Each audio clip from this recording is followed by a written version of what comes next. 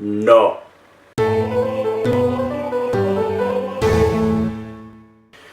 Bueno, está bien. La idea es planteárselo como una pregunta para poder responder del modo más imparcial posible. ¡Pero es que es tan ridículo!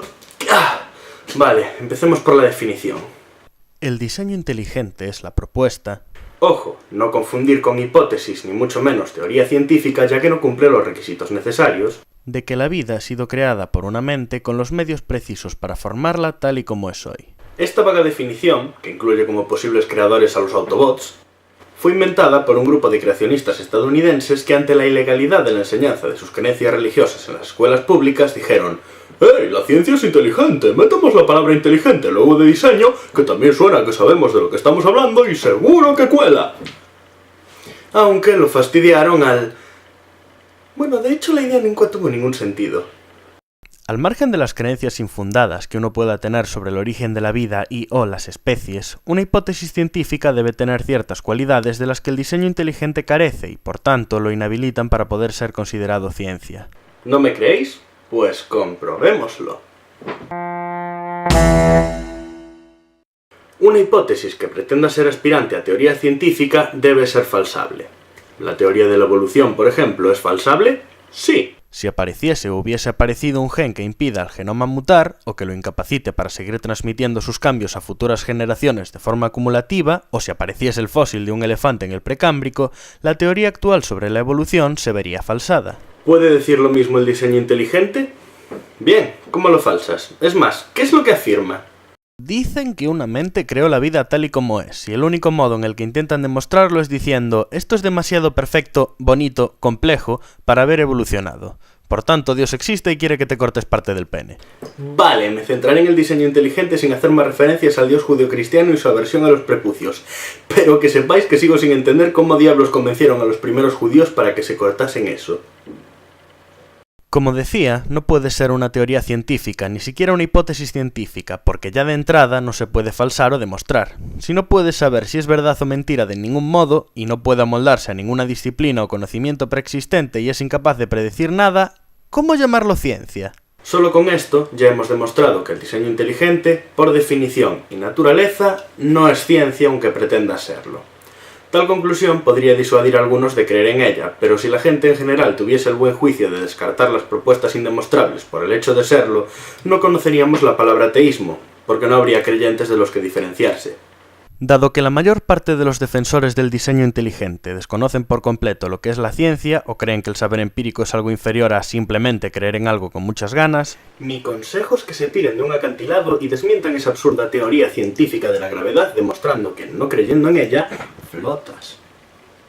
Me veo obligado a continuar analizando esta propuesta hasta reducirla a sus mínimos exponentes, para ver si realmente puede haber algún resquicio de lógica o verdad entre sus bases y aseveraciones. La que es considerada por los creacionistas como mejor baza en contra de la evolución es algo que llaman complejidad irreductible, y viene a decir algo como que si existen sistemas vivos demasiado complejos como para haber podido evolucionar gradualmente, entonces la evolución no tiene sentido. No estaría mal como crítica al método que Darwin propuso, el de variación y selección natural, de no ser porque no han encontrado ni un solo ejemplo con el que defender su afirmación. ¿Cómo de estúpido es eso?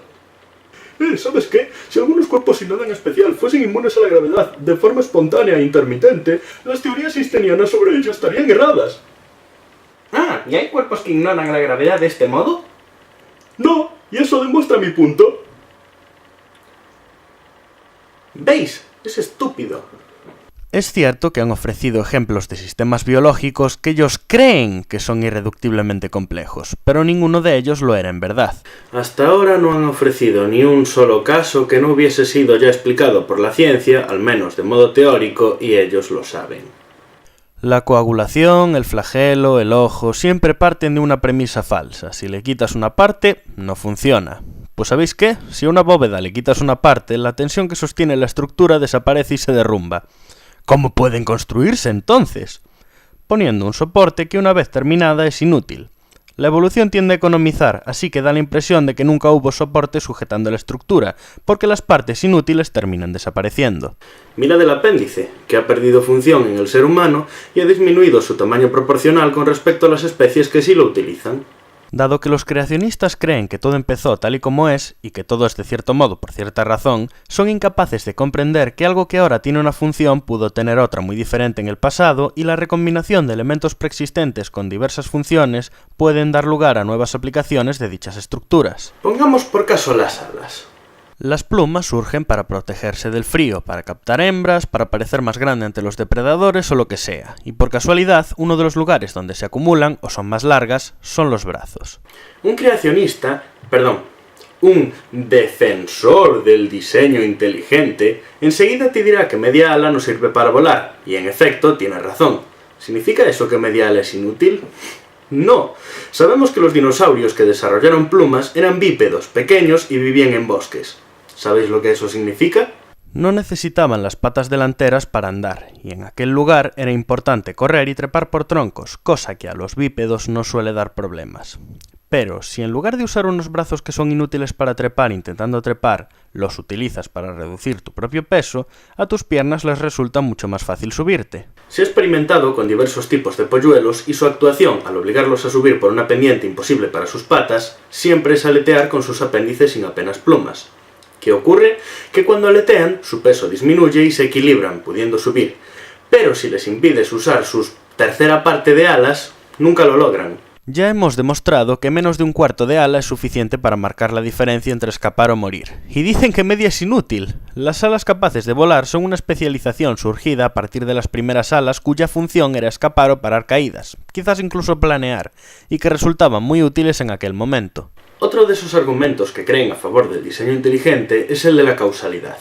Según ellos, los extraterrestres existen, lo habrán creado todo con propósito, y el hecho de que todo tenga un propósito demuestra que existe el diseñador inteligente.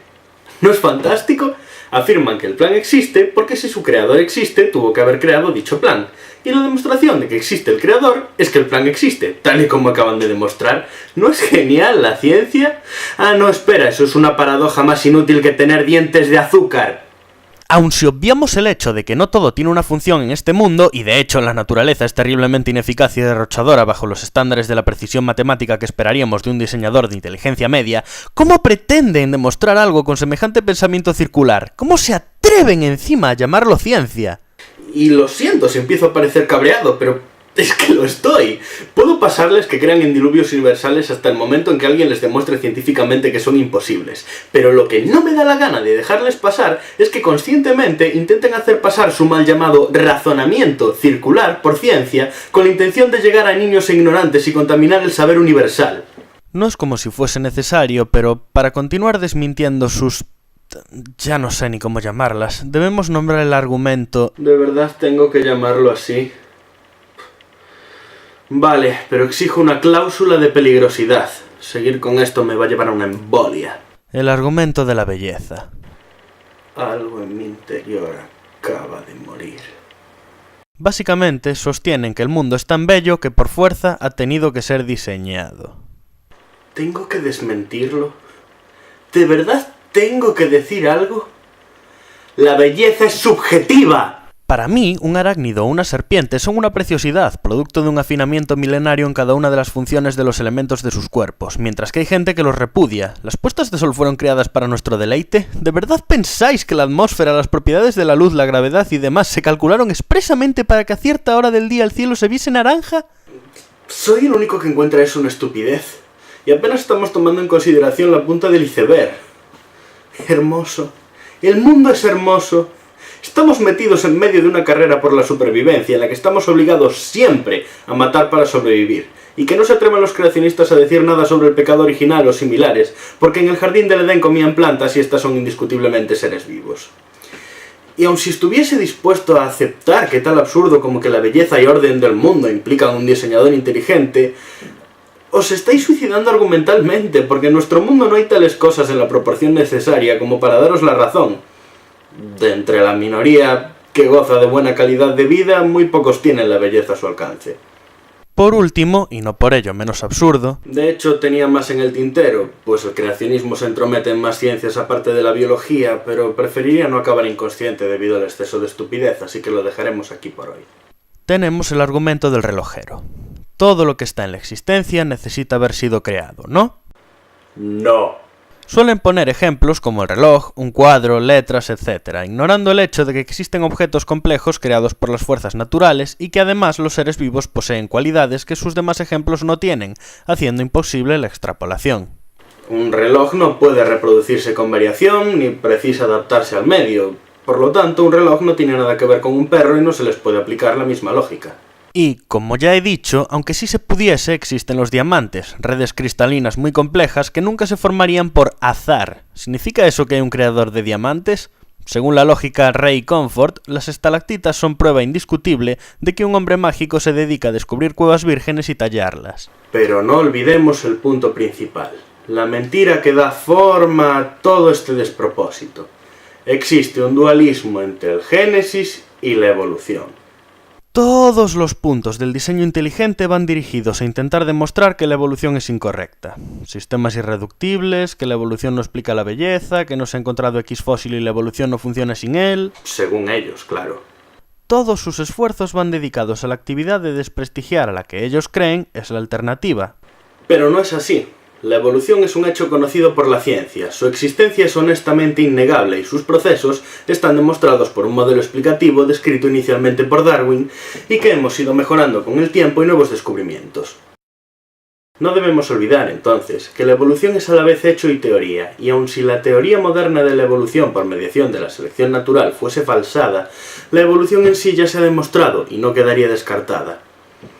Solo se descartaría el proceso que la pone en marcha y habría que buscar otro que la explicase. El momento en el que el hecho en sí de la evolución pudo falsarse ya se pasó, igual que ha ocurrido con la forma de la Tierra. Se ha descubierto y no es plana. Podría precisarse sobre su forma exacta o sus orígenes, pero no se puede discutir que es un geoide achatado en los polos. Del mismo modo, las especies cambian y todos tenemos un antecesor común, sea cual sea el mecanismo que da vida a este fenómeno. El diseño inteligente, en cambio, solo se basa en intentar demostrar que algunas partes de la teoría sobre la evolución están mal. Algunas ni siquiera existen y se las inventan o no las han entendido, pero no les queda otra. No pueden hacer más porque no pueden probar, falsar o predecir nada con su afirmación. Su postulado, si es que tienen alguno, es inútil y la base, el dualismo, inexistente. ¿Acaso si yo tengo algo escondido en una mano, una persona dice que es un anillo y otra que es un botón, pero no tengo ningún botón, significa que es un anillo? No, podría ser un clip, una pelusa, un pendiente. Por eso, intentar falsar la evolución o la teoría que la explica no demostraría jamás el diseño inteligente. Teniendo esto en cuenta, mi teoría alternativa a la biogénesis, y que debe ser enseñada en todas las clases de ciencia o me ofenderé, es que un hombre del futuro quería conocer a Napoleón, pero su máquina del tiempo se averió a medio camino y quedó atrapado en el pasado remoto. Murió debido a la radiación solar y la falta de oxígeno y se descompuso, con lo que las células procariotas que llevaba encima se alimentaron de sus restos, fueron evolucionando para adaptarse a aquellas condiciones y llegaron a la variedad de especies actual. Triste, pero sigue siendo más plausible que la existencia de una mente inmaterial y mágica, consciente de sí misma y sus poderes desde antes de que existiese nada a su alrededor. Entonces, ¿es ciencia el diseño inteligente? No, porque no propone ninguna explicación, demostración o es falsable. ¿Es religión, entonces? No, porque no aporta doctrinas, solo un único postulado. Si no lo entiendo, e incluso si otra persona sí lo hace, lo hizo una inteligencia superior. ¿Qué es entonces el diseño inteligente? Un intento de llevar la religión a las clases. Por fortuna, la ciencia se deshace de la basura gracias a lo que le da forma, el método científico, que no dejaría pasar jamás a una propuesta sin base ni contenido que afirman que puede destruir toda la estructura de la biología, geología o paleontología modernas porque las puestas de sol son muy bonitas. El diseño inteligente es indiscutiblemente una forma de creacionismo, por lo que podemos considerarlos sinónimos. Nadie os quita que creáis en él. Hay gente que decide no razonar en favor a la creencia, para ellos tranquilizadora, de que todo está planeado.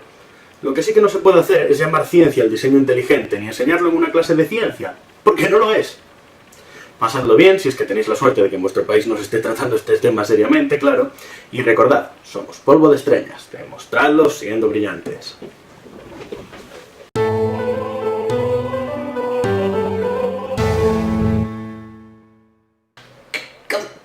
El diseño inteligente no es ciencia. Pero si lleva la palabra inteligente y ciencia, maldito teo ignorante, le daría un no me gusta.